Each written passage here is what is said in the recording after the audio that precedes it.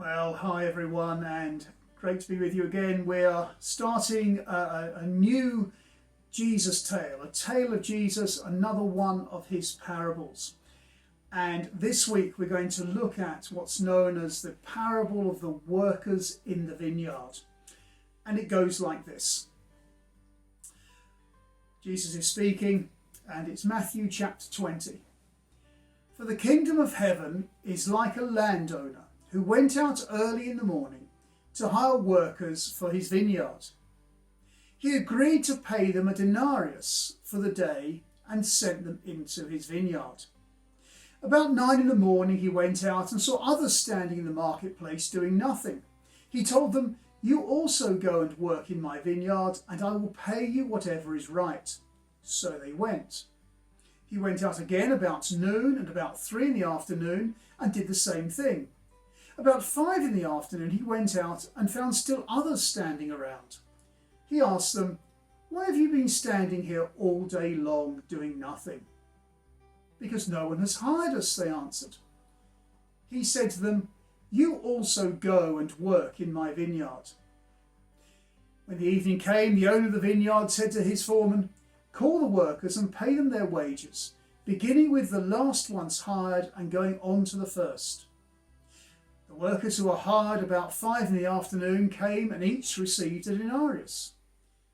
So when those came who were hired first, they expected to receive more.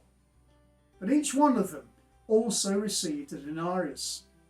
When they received it, they began to grumble against the landowner. "These who were hired last worked only 1 hour," they said, "and you've made them equal to us, who have borne the burden of the work and the heat of the day." But he answered one of them, "I'm not being unfair to you, friend. Didn't you agree to work for a denarius? Take your pay and go. I want to give the one who was hired last the same as I gave you. Don't I have the right to do what I want with my own money? Or are you envious because I'm generous?" And so the last will be first, and the first last. So what is Jesus trying to teach us in this parable? Well, I think there's a number of things here, and I want to start with the idea that the kingdom of heaven is like a landowner who has a vineyard. Why does Jesus choose the idea of a vineyard? Why not a field of wheat or something else? Well, of course, there were vineyards around, but vineyards had a particularly special place in the history of God's people. In the Psalms and elsewhere, Israel is compared to God's vineyard and a vine that spreads and goes forth in Psalm 80. If you'd walked through the temple at the time of Jesus, the lintel over the gate had a vineyard carved in it. The vineyard, in other words, the vine, is the symbol of Israel.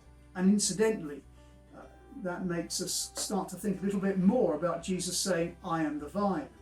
But that's another tale for another day.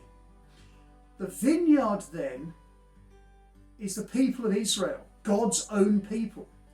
And yet here Jesus says the kingdom of heaven, or the kingdom of God, is like a vineyard. And so we see that Jesus is expanding the idea of the vineyard. Jesus is talking about the whole of God's people at this point. He is talking about what it is like and how you come into the vineyard, how you become part of his people. That is the key thing. And if you are part of his people, what you do and what it's about. So we're going to explore this story more and more, looking at what it's like to be a part of God's people in his vineyard. Next time we'll look at those workers that he hired.